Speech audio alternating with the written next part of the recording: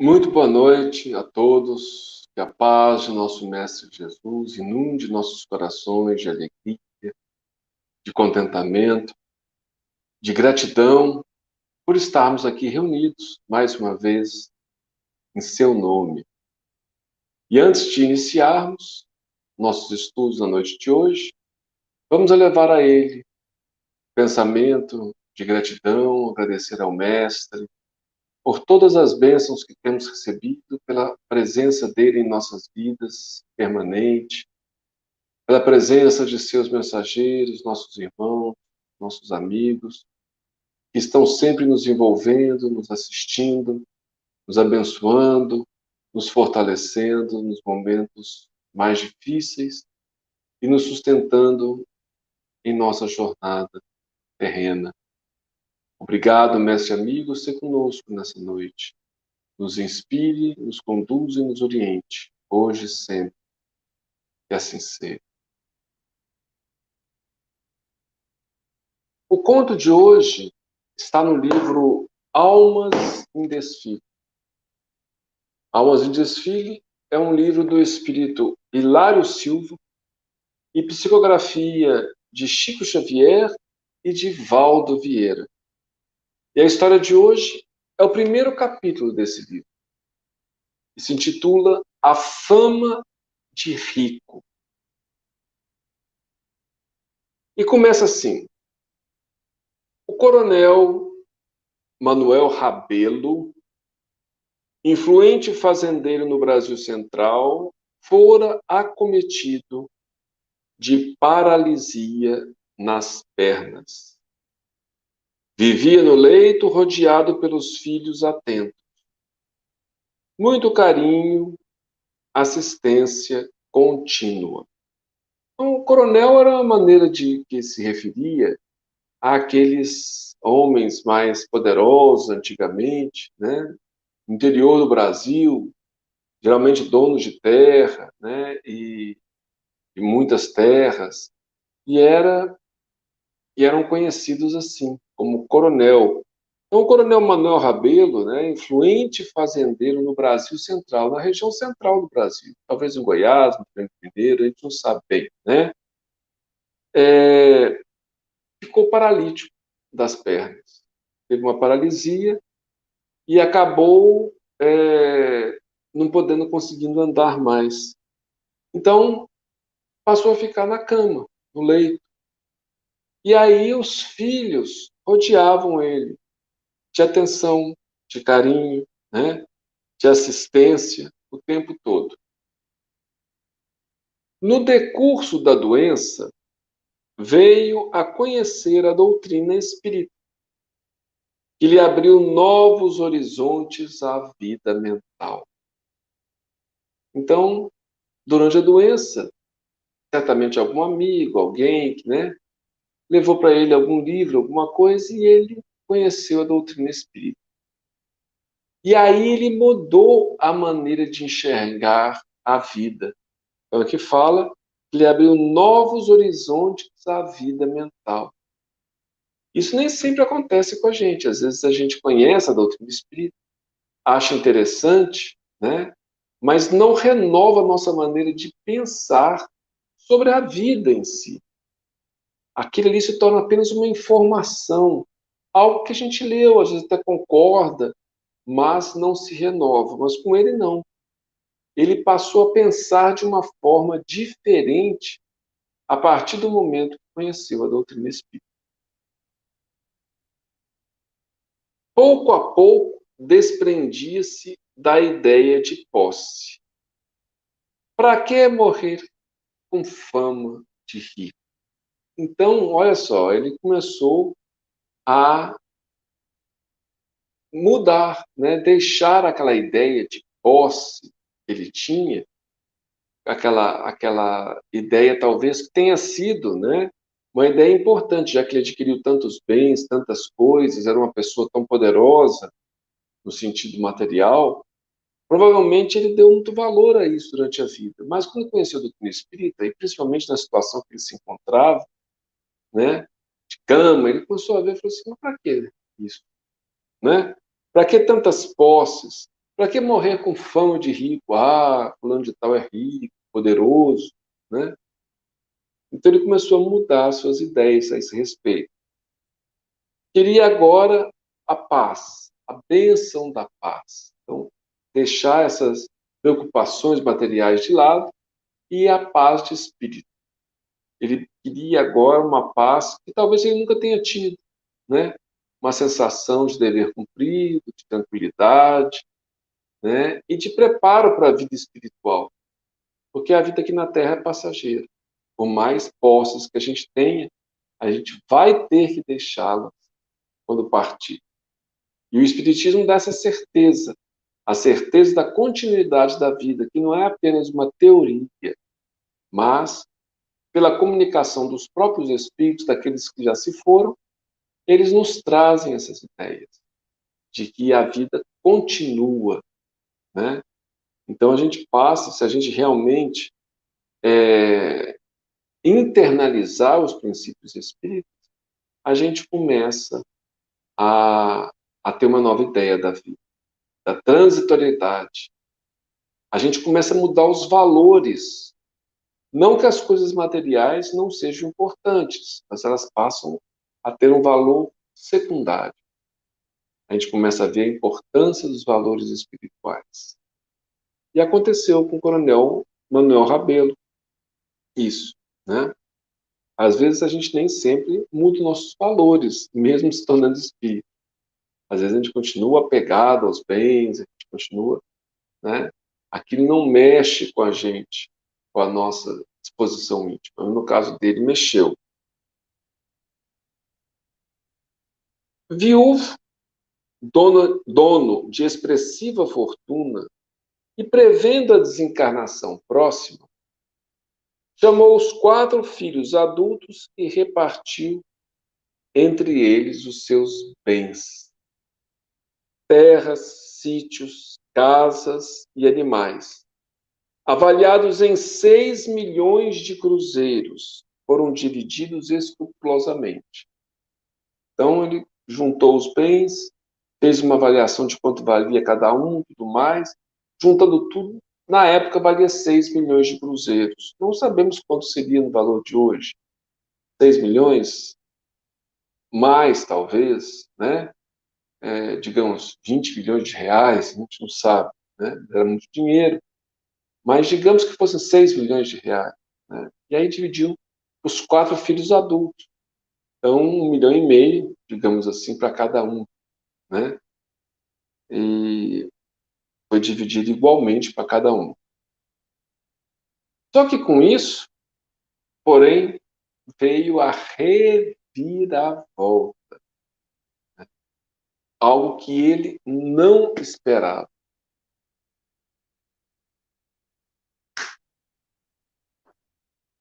Donos de riqueza própria, os filhos se fizeram distantes e indiferentes. Então, a partir do momento que eles receberam aquela riqueza, aquele valor, eles se fizeram distantes e indiferentes. Eles passaram a viver para o dinheiro que eles tinham conseguido. E esqueceram do pai. Muito embora as rogativas paternas, as visitas eram raras e as atenções inexistentes. Então, aqui a gente tem que perceber que o dinheiro mexeu com a cabeça dos filhos. Mas, talvez, já que a história não conta, mas pelo que a gente está lendo, né? Talvez o pai tenha alguma responsabilidade nisso. Porque antes de se tornar espírita, antes de adoecer e se tornar espírita, ele, como coronel, né, assim, no sentido de coronel do interior, ele talvez tenha colocado os próprios bens materiais como o principal valor da sua vida. E dessa forma, ele passou esse exemplo para os filhos. Então, de uma certa maneira, os filhos que provavelmente já tinham essa tendência, essa tendência foi reforçada em cada um pelo comportamento do pai, que certamente valorizava demais os bens materiais. Então, nós temos que passar valores para os nossos filhos que não sejam simplesmente materiais, mas mostrar a eles a importância dos valores espirituais. Mostrar para eles que os bens materiais podem sim, né, nos dar conforto, segurança, mas devem também ser repartidos e que não são a coisa mais importante da vida. Quem sabe se ele mesmo, no passado, quando jovem, não deixava às vezes os filhos, né, por conta da mulher, para cuidar dos negócios, mostrando para eles que os negócios eram mais importantes do que eles. Isso pode ter acontecido. E com isso eles aprenderam também. Os negócios são mais importantes do que a família. E agora eles agem dessa forma. Isso não é justificativa para o que eles fizeram, né? De abandonar o pai, digamos assim. Apenas mostrando que talvez o pai tenha alguma parcela de culpa nisso. Mas, sem dúvida, isso revela uma ingratidão, uma falta de compromisso. Nós temos um compromisso sagrado com os nossos pais. Isso é fato, né? O livro dos Espíritos, o Evangelho, né? Nos ensina que nós devemos, sim, cuidar dos nossos pais, principalmente se eles não têm condições mais. E ele distribuiu toda a fortuna que ele tinha para os filhos. Então, muito embora as rogativas paternas, as visitas eram raras e as atenções inexistentes. Raramente agora, eles que viviam ali, né, no começo fala, né, que eles tinham uma atenção, tinham um cuidado e tudo mais. Agora, eles raramente eles tinham contato com o pai. Olha só que coisa, né? Então, a gente vai vendo que é como o dinheiro às vezes mexe com a nossa cabeça. Rabelo, muito triste e quase completamente abandonado, perguntava a si mesmo se não havia cometido precipitação ou imprudência. Então, ele começou a se questionar: será que não fui imprudente? Né? Eu conheço, por exemplo, pessoas, né, que às vezes envelhecem, têm alguns bens, resolvem doar para os filhos, mas colocam como usufruto deles. Continuam com os usufrutos dos pais. Né? Isso não revela uma falta de confiança, mas revela uma prudência, porque a gente não sabe o comportamento. Às vezes não sabe o comportamento dos filhos, não sabe o comportamento dos cônjuges dos filhos, né? Às vezes dos netos, dependendo da situação. Então, ele se questionava: será que eu não fui imprudente?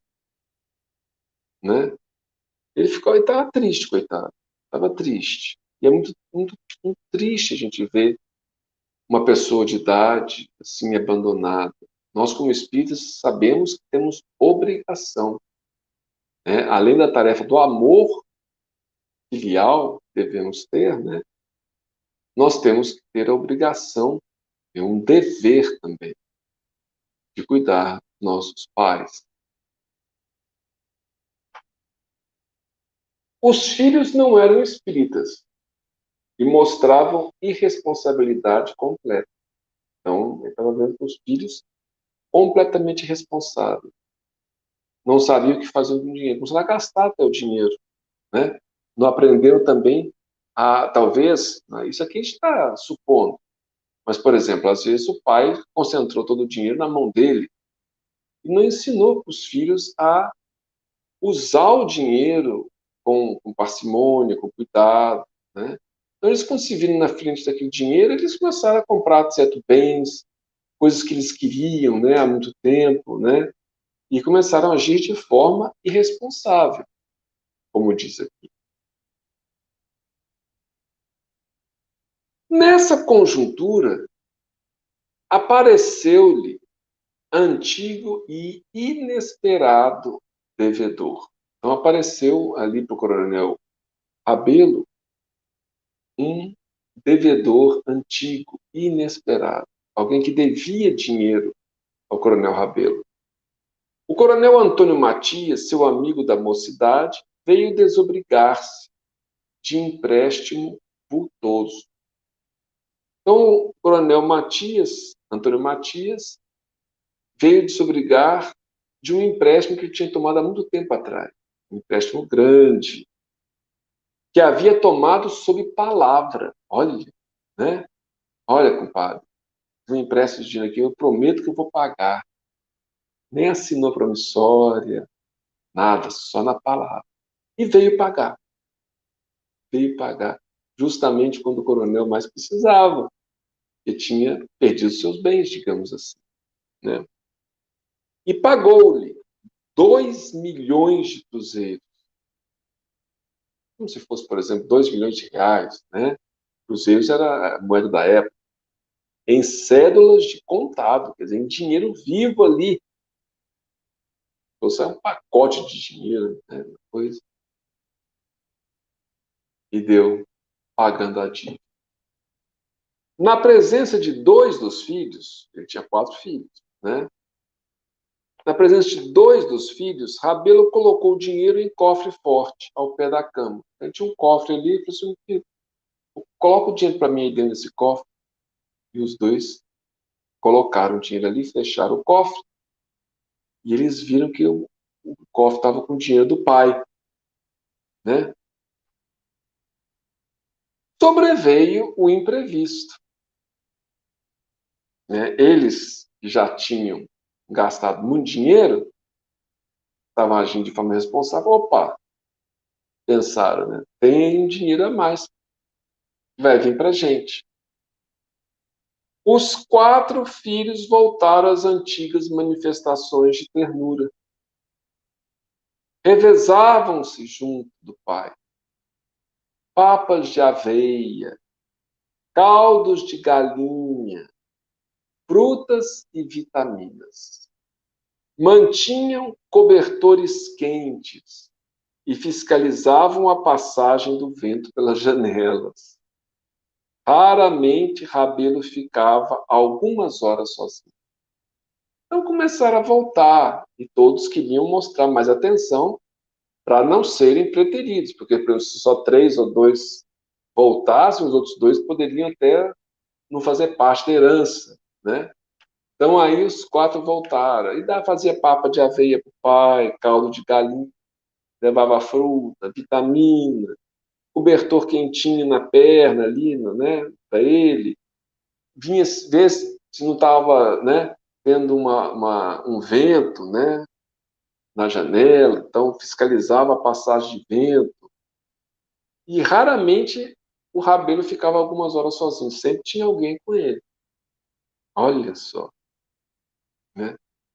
Por interesse, interesse material. E assim viveu ainda 2 anos, Coronel Rabelo, desencarnando em grande serenidade. Né? Já tinha uma perspectiva espírita, sabia que a vida continuava, estava resignado com a sua situação, né? E ali os filhos dando atenção para ele desencarna tranquilo. Exposto o cadáver à visitação pública, quer dizer, no velório ainda, né? Fecharam-se os filhos no quarto do morto. Os 4 foram lá fazer velório em casa, né? Os 4 entraram lá dentro, fecharam no quarto dele. Para quê? Para abrir o cofre. Né? E abrindo aflitamente, olha só, já tinham recebido uma bolada, né? Mas estavam aflitos por mais. Abrindo aflitamente o cofre, somente encontraram lá um bilhete escrito e assinado pela vigorosa letra paterna, entre as páginas de surrado exemplar de O Evangelho segundo o Espiritismo. Então, ele quis encontrar um Evangelho segundo o Espiritismo velho, surrado, quer dizer, um livro que ele lia muito, né? Eu estava surrado ali. E dentro do Evangelho, um bilhete. E aí o papel dizia assim: meus filhos, Deus abençoe vocês todos. O dinheiro que me restava, distribuí entre vários amigos para obras espíritas de caridade. Então, distribuiu o dinheiro para obras espíritas de caridade. Lego, porém, a vocês o capítulo 14º de O Evangelho segundo o Espiritismo. Então, o bilhete estava ali no capítulo 14º do Evangelho segundo o Espiritismo, e ele falou: olha, eu deixo para vocês esse capítulo 14º de O Evangelho segundo o Espiritismo.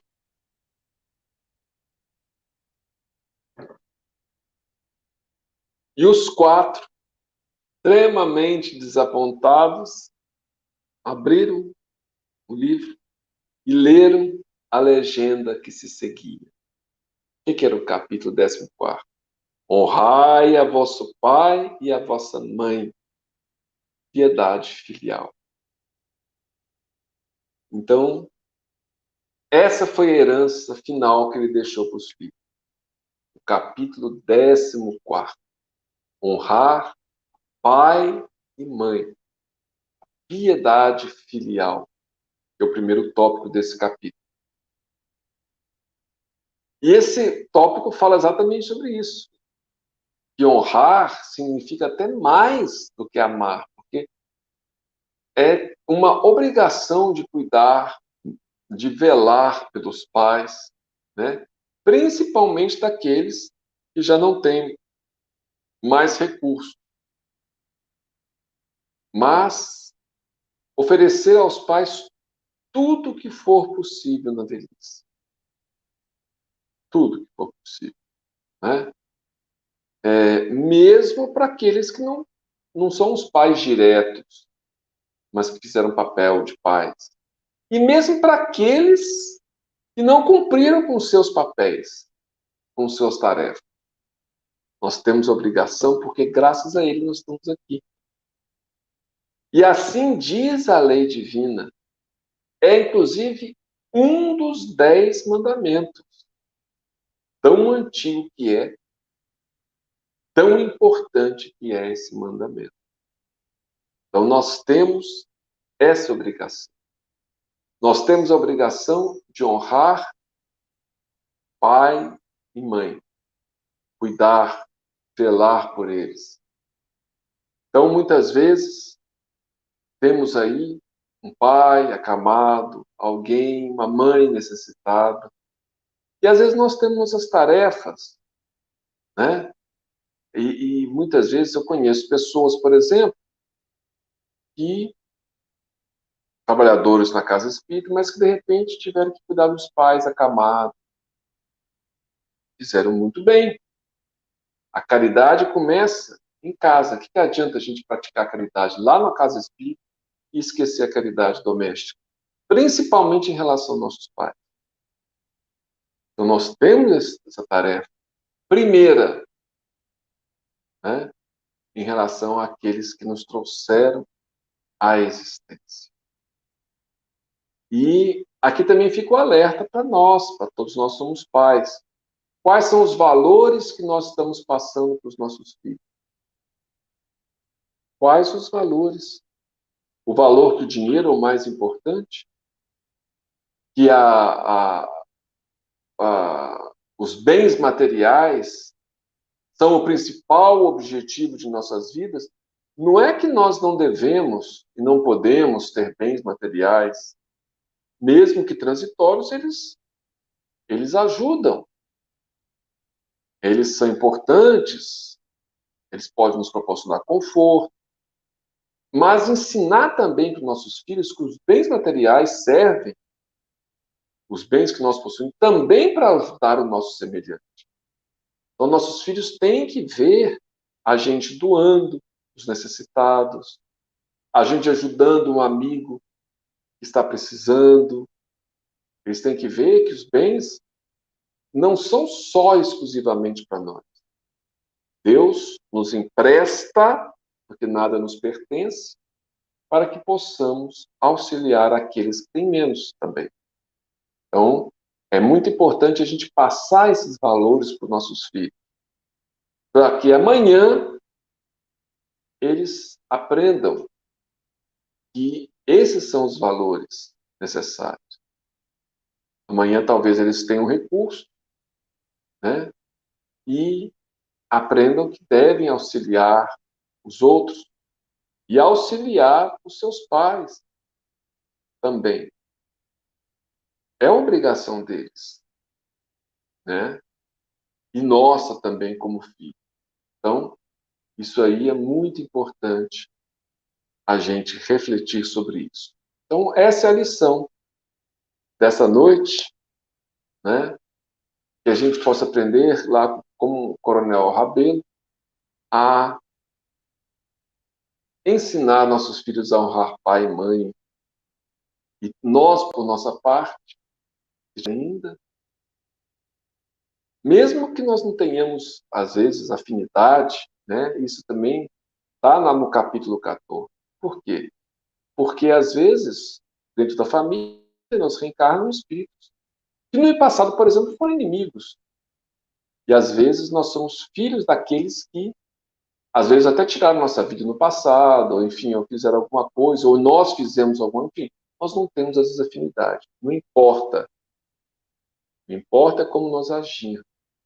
Às vezes, nos enchemos de culpa, falando, não, mas eu não tenho afinidade com meu pai.